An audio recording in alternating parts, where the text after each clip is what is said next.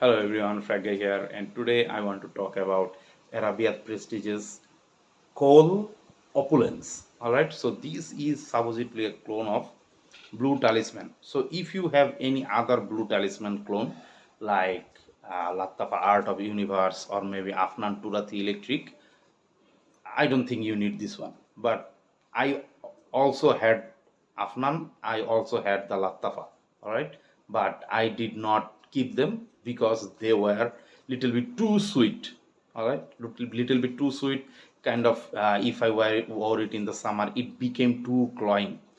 But this one, this is really, how do I say, really smooth and really well blended. All right. So in the opening, you will get some bergamot, you will get some pear, all right, along with ginger. So that ginger, pear, bergamot, this combination gives it really nice, little bit spicy, but more fruity touch. All right. So as time goes on, like within 2 or 3 minutes, you will start to get some white floral. All right. So that like orange blossom or jasmine, those kind of white floral, and those floral notes kind of complements these fruity nuances of this fragrance. So in the opening it is really vibrant, fruity, little bit sweet, little bit fresh, and little bit floral. So there is a lot going on in the opening, and as time goes forward, like 15 to 20 minutes, it kind of smooths out, and it starts to show its woody side. All right, it has some woody tone to it, but there's a catch. Like in the 20 to 25 minutes within this time frame, you will start to get leather, and it is something that is not, that leather is faint or that leather is not that much of a, it is not present at all. Like, that's not the case here. All right, it is actually, they put some, I would not say hefty dose of leather, but there are some amount of leather that you will start to notice, and that leather stays kind of throughout the next 5 to 6 hours of the journey of this fragrance. So you have to be little bit careful when you buy this fragrance, because these leathery nuances may not be for everyone.